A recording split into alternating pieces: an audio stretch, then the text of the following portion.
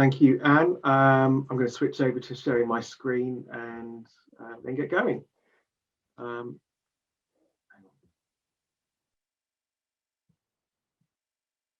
Everything's going very slowly at my end, so apologies. While my screen catches up, just a brief bit of background on me. So James Belmont, Climate Risk Lead at Baringa. We are a specialist energy and financial services consultancy. Many of you may know us for our work in the energy sector. Financial services is our other biggest sector.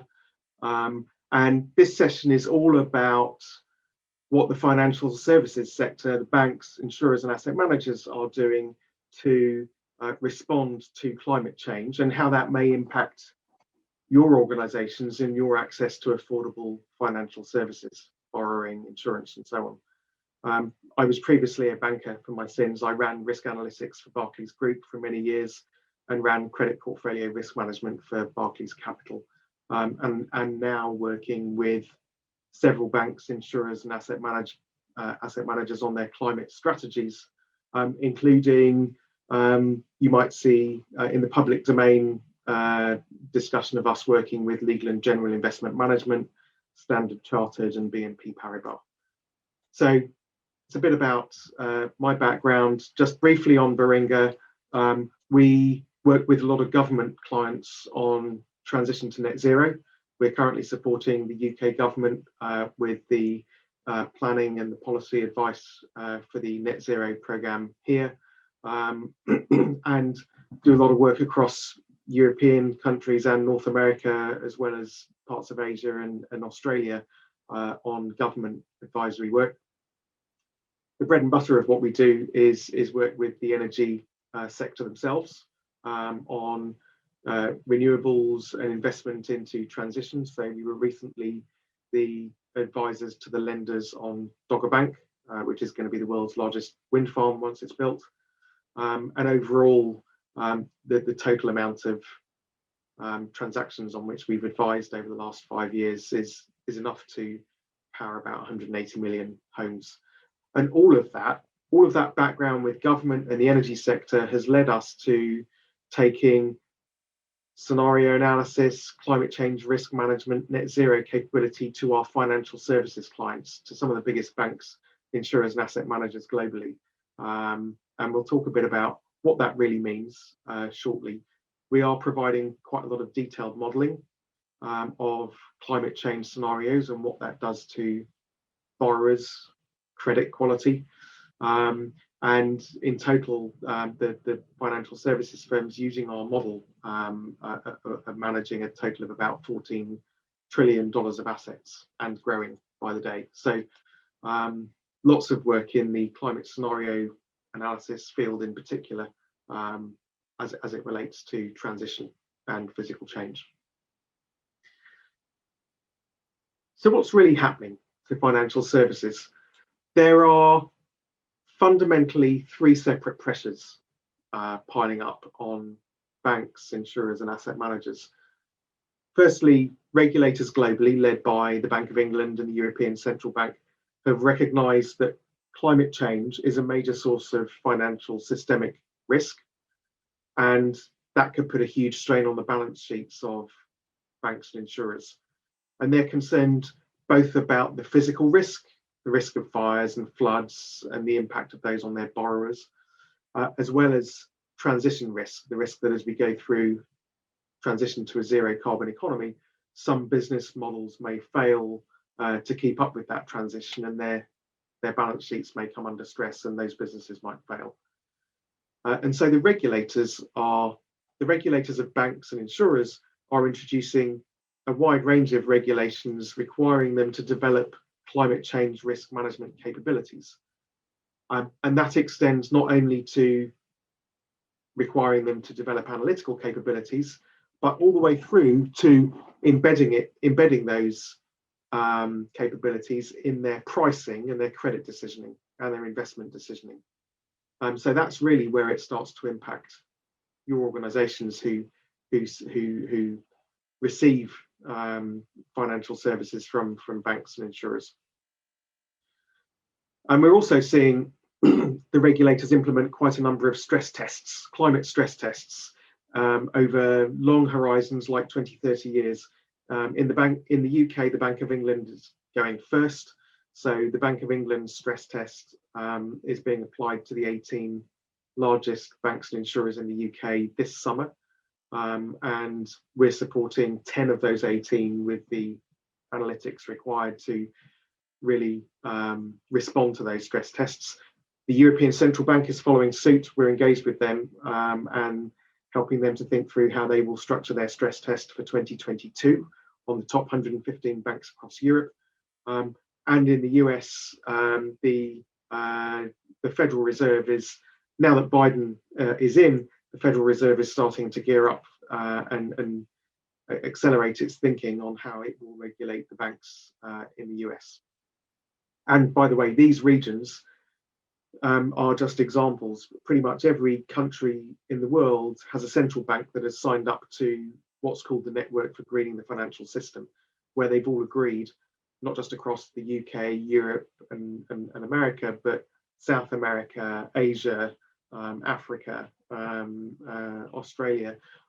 Pretty much every regulator of any material economy it has agreed that it will implement regulatory standards along similar lines. So that's regulation gets banks to do stuff, and it drives budgets and it drives activity.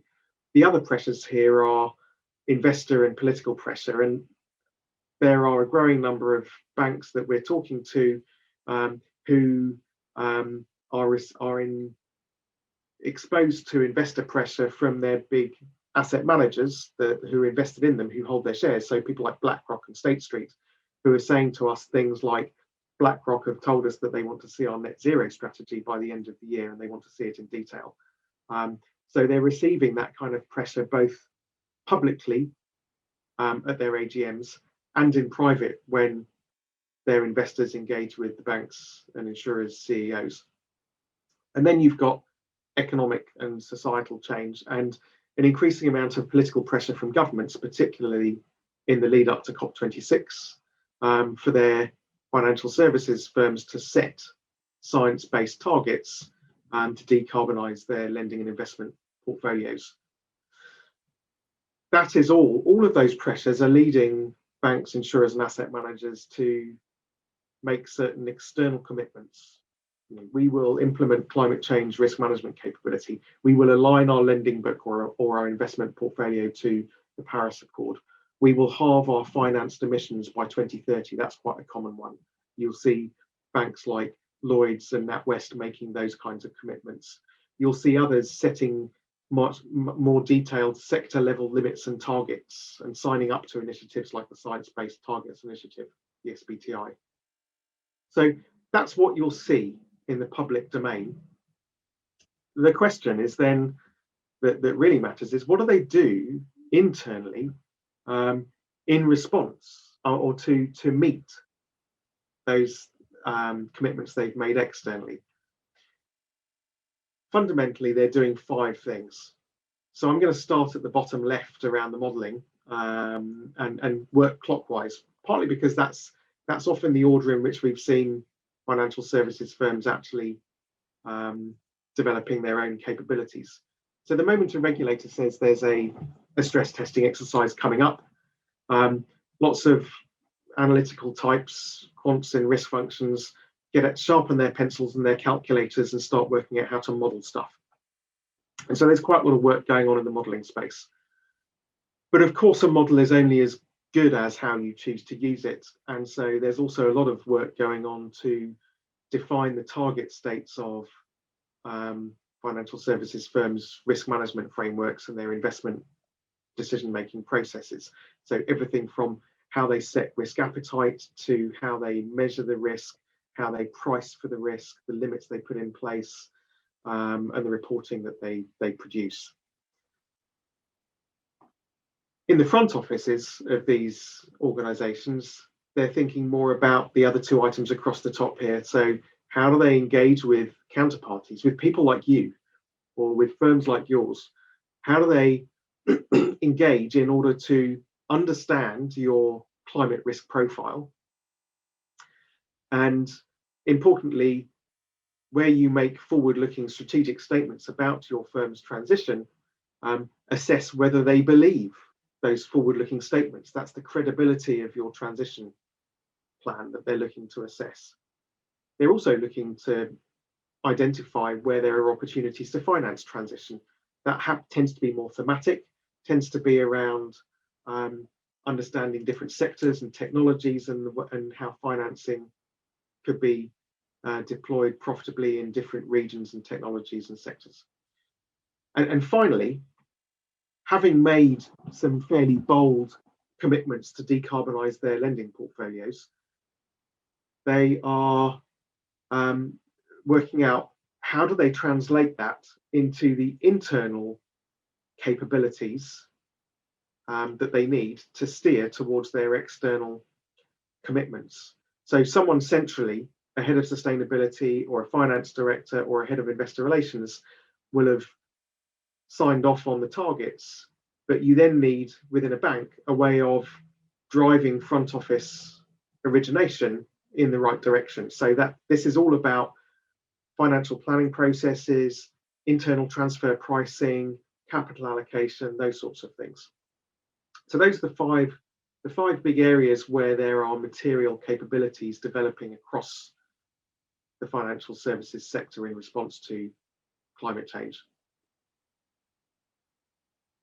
What I thought it would be helpful to do, because I think this is where a lot of the detail comes in, is take a closer look at the scenario analysis tools that they are developing, because that's really where the rubber hits the road. That's where your individual profile will be assessed. And it is very clear that the regulatory intent here and banks and asset managers' intent here is not to understand climate risk at the level of sectors and regions, but it's really to model it at the level of individual companies and your own individual transition strategies and your own climate footprints. And so one of the things I want you to take away from this is the level of granularity that many of the banks and asset managers are going to in doing this modelling, spurred on by regulators. The Bank of England, for example, requires in the summer the banks to model their top 100 counterparties bottom up. And that's just the start. This is the first time the exercise will be run. So that's a stepping stone towards much greater coverage over the coming years. And we have one of our banking clients who has chosen strategically to go way beyond the top 100 counterparties in their portfolio and actually to look at the top 2,500 counterparties in their portfolio, because they see it as so strategically important for them to build those dialogues with their borrowers and support them through transition and adaptation. So what are banks and asset managers and insurers modelling? They're modelling fundamentally two things. Firstly, what is the risk from climate change scenarios to their portfolios, so to their impairments, their credit losses, their gains and losses on their investment portfolios. And secondly, what is the impact of their lending portfolios on the climate itself?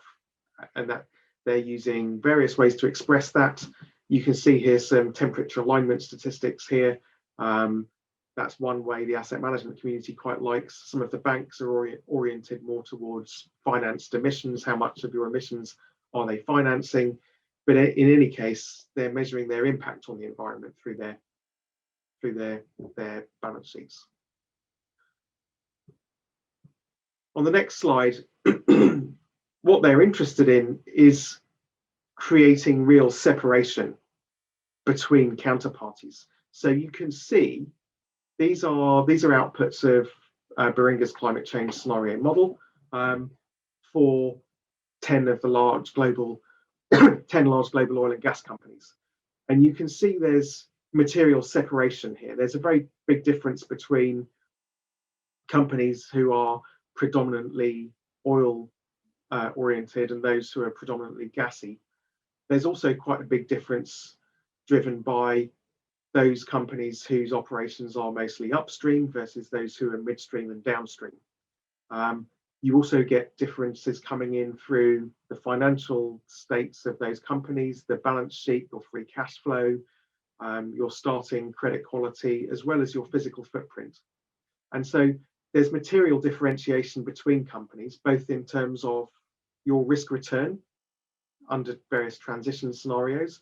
So what you can see here is on the vertical axis, changing credit quality over the next 10 years under an orderly 2-degree transition, and your temperature alignment, which is based more on your emissions trajectory and where that fits in the context of overall transition pathways globally.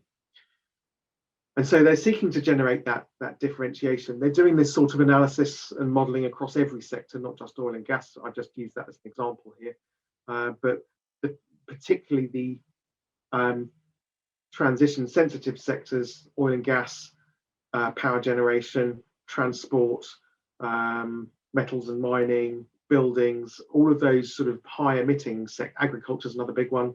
Those high emitting sectors are all being modelled in very granular bottom-up fashion. And then at the individual company level, this is one of the large European car makers. I've blocked out the name so you can't see which one it is, but you can have a guess. So this is a large European auto manufacturer. The thumbnail on the left is an illustration of a sheet that we provide many of to the relationship managers of one of our banking clients. And it supports the relationship manager in having an informed conversation with the company themselves about their climate change profile. So I've blown up two features of this sheet on the right hand side. At the top, you can see the forward probability of default. So this is how credit risky your company or that company appears under a particular scenario. Again, this is an orderly 2-degree transition scenario. This is how credit risky your company appears every year for the next 30 years under that scenario. And you'll see there's an interesting spike here because the company in question is currently making electric vehicles at a loss marginally because it's making them on an internal combustion oriented production line, which means that the more of them it makes, the more of a loss it makes until it achieves a degree of scale in its EV production, at which point it switches over to more cost-efficient EV-oriented production lines. The other thing driving up this overall credit profile, there's two factors. The first one is that the company will be increasingly impacted by climate-related government intervention, both direct pricing of emissions in its production processes and indirect policy intervention. And secondly, that there is a degree of there's a continued degree of physical deterioration in the outside world that will impact the company's operations and revenue generation capability. And then you can see the temperature alignment at the bottom. It's about a 3.8 degree company. The sector and region average is about a 3.5. Its emissions are reducing, but not in line with the Paris aligned pathway for the automotive sector. So they're going down to banks and insurers and asset managers are going down to company level when they do this. In fact, they're going one level even beyond that. And they're going to individual physical asset level when they look at your physical assets. So there are data sets available that enable the financial services sector to identify where your physical assets are and approximately what they are. So you're looking at a large global oil and gas company here. They have lots of petrol station forecourts in the UK, but they have about 10,500 assets globally, including this one in the middle, which is an oil refinery in North America. It's on an estuary. It's particularly high value, so they can see that it's high value from the data. And it's on an estuary, so it gets water approaching from both directions. It gets increased river flood risk, which is the pink section of the asset risk chart at the bottom, and increasing coastal flooding risk, which is the darker red section of the chart at the bottom. And so in the absence of any engagement with their counterparties, banks and insurers and asset managers are going to quite a lot of detail and granular detail in analysing both the transition and physical risks associated with their loan portfolios and their investment portfolios. And these kind of pieces of information will feed through into how they price credit and assess their investment opportunities. Of course, that is what they can do without necessarily engaging with you, but they will want to engage with you. And so having that, they will engage for two purposes. Firstly, in order to fill gaps in data that they need to run models like this: historical data, financial statement data, emissions data, production data, that kind of thing. And secondly, so that they can understand your forward-looking transition strategy and determine whether it's credible, whether they believe it. And in doing that, they will look at a number of factors. So the lists on the right, particularly items 3 to 10, can you deliver on that strategy, are the typical things, the typical factors that banks in particular are looking at to determine whether or not to factor in your external statements about the sorts of technology change that you're going to deploy in your business. And sitting under here, typically there are 30 or 40 individual questions, each with their own weighting, that results in some sort of score from 1 to 10. And so one of the banks that we're working with at the moment has implemented a business rule that says if a counterparty scores more than 5 out of 10 on this scorecard, then fundamentally we believe their transition strategy is credible. They have the balance sheet capacity to support it. The technology options they're exploring we think are commercially viable or will be. They have the right track record on strategic delivery. They've got management incentives aligned with transition, and so on. So if they score a 5 out of 10 or more, then your transition strategy may beneficially help you in securing finance from banks and from investors in an affordable way. If it scores a below a 5 out of 10 in this particular example, then they will rely purely on your historic data without taking into consideration your forward-looking statements. So that's one example of how some of our clients are starting to assess their counterparties. So all of that, I think, leads to a so what for companies in the real economy.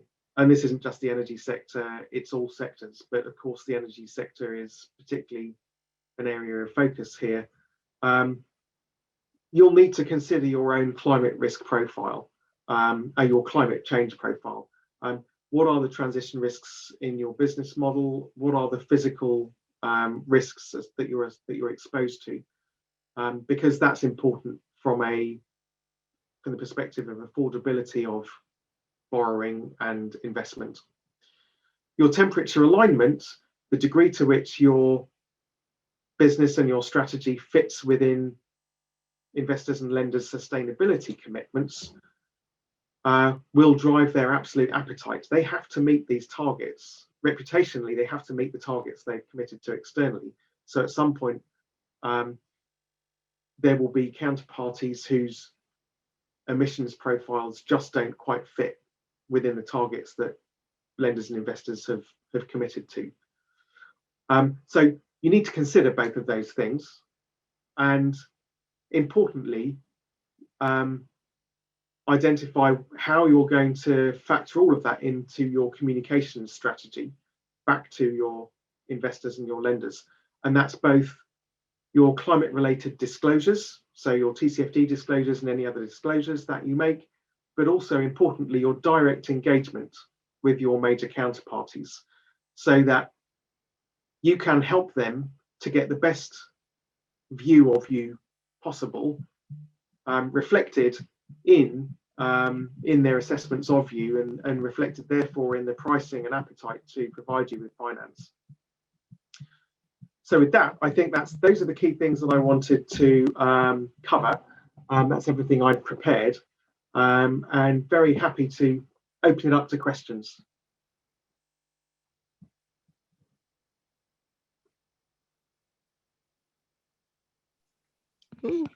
Thank you, James. Sorry. So I think you really lined out how important it is for companies of all the different sectors to have a strategy and how to face climate change, and maybe how to reach net zero emissions. But could you maybe let us know how prepared the companies that you work with are for such strategies? Is it already a common thing to have a strategy, or is there a lot of work to do? So for financial services firms we're working with, there's a bit of regional spread. The Bank of England were the first to regulate and put in place hard regulatory requirements. The ECB followed about 12 months later, and the US is now starting to catch up. So the banks and the insurers in the UK are probably furthest ahead simply because the regulator has moved first. The asset management community isn't regulated in the same way as the banks and the insurers because they don't have their own balance sheets, and therefore they're not exposed to the same prudential risks. So there's a bit more of a spread there, and their driver is in being able to demonstrate to pension funds that they understand transition in particular and are able to factor it into their investment strategies. And so you've got some asset managers, legal and general investment management being a good example, who are quite progressive on this. Others who are starting to catch up with that. In the real economy, I think it is a lot more variability, and I have participated in calls between our banking clients and some of their counterparties in the real economy, large aerospace firms, large manufacturing firms, and there is quite a spread. I would say sustainability and transition is pretty much a major focus everywhere. There's been a lot of work and a lot of thinking and a lot of development that has been done, but what's not yet in place is financial services firms speak a certain language, companies in the real economy speak a certain language, and the two are still working out how to have the most constructive conversation with each other so they can understand each other's strategies and needs and work together. That's still quite immature, I would say. Okay. You've been talking about large scale companies, but how small can a company go that it's still a good idea to have a strategy to reach net zero emissions?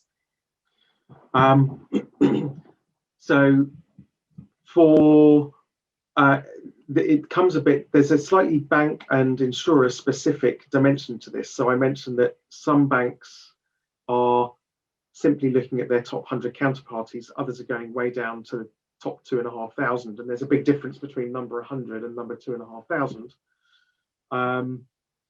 I think, and so it will partly depend on who your main lenders are, but all of them will increase their coverage. So those banks that are only looking at their top 100 counterparties will inevitably be pushed by the regulator to cover the top 500 or 1,000 and to raise that bar. Inevitably, though, once you get down into SME books, small and medium enterprise portfolios, smaller businesses, it is quite conceivable that it'll be many years before banks are really looking at you in real detail. Of course, that's a blessing in one way, but not in another. What it means is that you have less opportunity to influence. If you're one of the largest companies in a portfolio, they will actively want to come talk to you and engage directly. If you're the 1,000th largest or 10,000th largest exposure in their portfolio, you may struggle to make your voice heard. And therefore, if the kind of sector and region proxies that they apply to you don't reflect your strategy, then it becomes more important for you to work out a way of helping them to reflect that in their own credit assessments and their ultimate decisions. Mm-hmm. Yeah. You also said that England is or English banks are rather advanced in this field, and that there are regulations to be expected, also, for example, from the European Bank. How long do you think will it take to have regulations all over Europe or all over the world in all of the different nations? So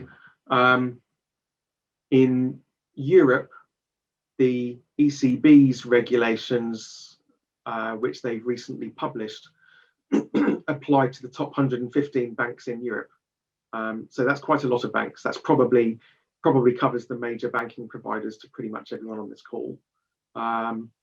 And by the end of May, so within the next 2.5 weeks, every one of those 115 banks has to submit a roadmap to the ECB, setting out the timescales within which they will implement these modelling capabilities, start working it into board level risk information, and then filtering that all the way down into credit sanctioning and pricing. I would expect typically that those roadmaps will stretch out through to the end of 2022. You can't respond to a regulator credibly saying it's going to take you 3 or 4 years to implement what they've asked. But of course, where you get to in 2022 is probably going to be an intermediate state in reality. It takes time for some of these changes to work through large organizations with more than 100,000 employees. There's a reality that some of these things and some of these disciplines take time. But you should expect the banks to be under pressure to demonstrate that they are pricing for this over the course of the next 18 months, or at least they're starting that journey and it's starting to hit the tops of their books. Okay, well, that's rather soon then, to say. It is. I think the US will probably play catch up quite quickly. It is not uncommon for there to be competition globally between the regulators in financial services. The Bank of England, the ECB, and the Federal Reserve are the 3 big global financial services regulators that really provide leadership to the global regulatory community, and they tend to be quite competitive with each other about how quickly they can regulate their own regions. And then the other regions like Australia, Singapore, other parts of Southeast Asia, South Africa, they tend to be the next regulators to move, and what they do tends largely to be a copy and paste of what the Bank of England publish or what the ECB publish. Well, that's convenient then. Okay, so we can expect sort of say a banking race to zero also in the financial sector. That would be quite exciting to follow up in the next couple of years and months. So I hope that maybe we will see you again to give us an update on where we are, like maybe in next year again.